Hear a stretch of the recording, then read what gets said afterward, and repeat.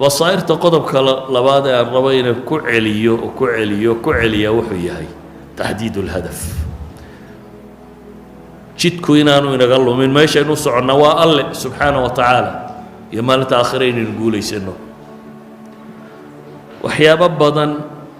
ومشغبات باكرة وحبدن وكو مشغوليات كرة وحبدن ونفت بنا آدم كاهي تعشى هي باكرة حكم إذا مثلا السمعة هي مقعينة ديارات اللي يدوى أنك أنا الشيخ هبل وعالم هبل وأنا اللي قدم بأي مقع رادن مقع واحد دون تكون رادي ومقع رادنون شهرة أما السمعة حكم إذا دون رادن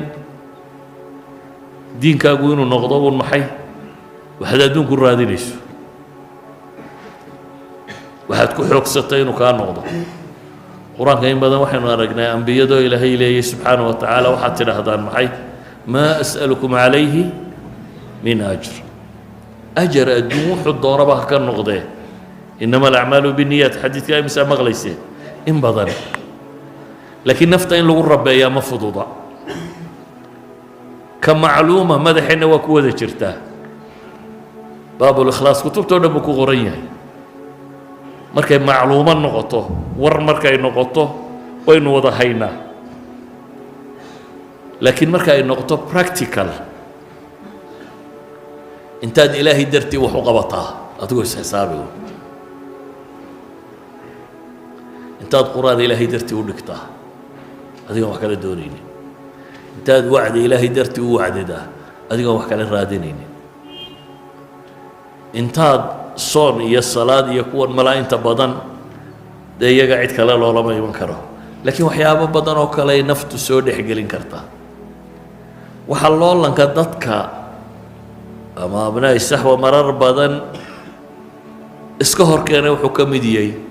مقع رادين إن ليرادو ولدي هبلايا وحن قبطي جماعة هبل باكان سبيسا ما كان با أنت سور رادينية أنت سآخرنا وحكم جويسو أدون كانوا وحكم طرت waxaa muhiimkaahi wuxuu ahaa in islaamka wax laga taro waxaa muhiimkaahi wuxuu ahaa in ilaahay raalli ahaanshihiisa gaadho waxaa muhiimkaahi wuxuu ahaa maxay inaad cibaadaysato thawaab iyo ajar heshid hadday taasi dhacdo oo niyadaasi ay fiicnaato tii hore waxay ahayd aqoonteennu inay fiicnaato aynu garanno waxaan la wadaa inuu islaam yahay oo aad aqbashid qofka nuqsaantiisa haddaad dhammaystiri kartid waxa ka dhiman ku dhammaystir كان كلام المامي أنا وحوي أنا وجهاد اللومين ماشي إنه صعنا إن أنا اللومين ومركها وح كسك هي وأما مقعة أما شهراء أما أورورا أما وحدونها النوضة أما هنتيا أما أدونا وحدونها صابحه وح كسك هي إن أنا نقولني وحين مشغولين هي إنه كم مشغول كان qodobka saddexaad aan ku gabagabeynaya waxa weeyaan sixidda aynu isa saxayno markaynu jidkaasi hayno islaamka waa la isa saxaa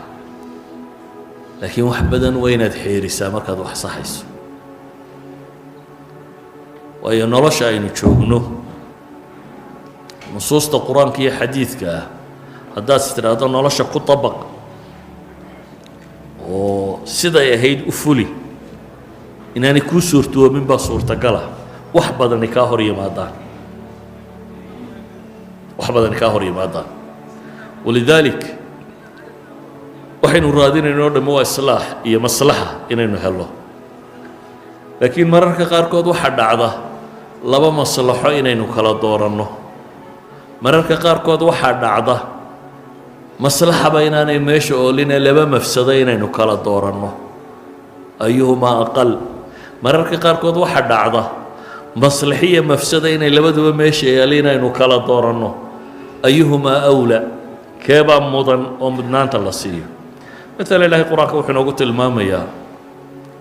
مصالح لك على دورتي أجعلتم سقاية الحاج وعمارة المسجد الحرام كمن آمن بالله واليوم الآخر وجاهد في سبيل الله إلهي وحط المامية xajka iyo acmaashiisa iyo cimradii iyo waa cibaada laakiin markii loo baahnaa taasi miyay la mid tahay baa la yidhi jihaadun fii sabiili illah laa yastawuuna cinda allahi baa ilaah yidhi idan laba maslaxo labaduba diintu way sheegtay laakiin marka kan waa la kala horumarinaya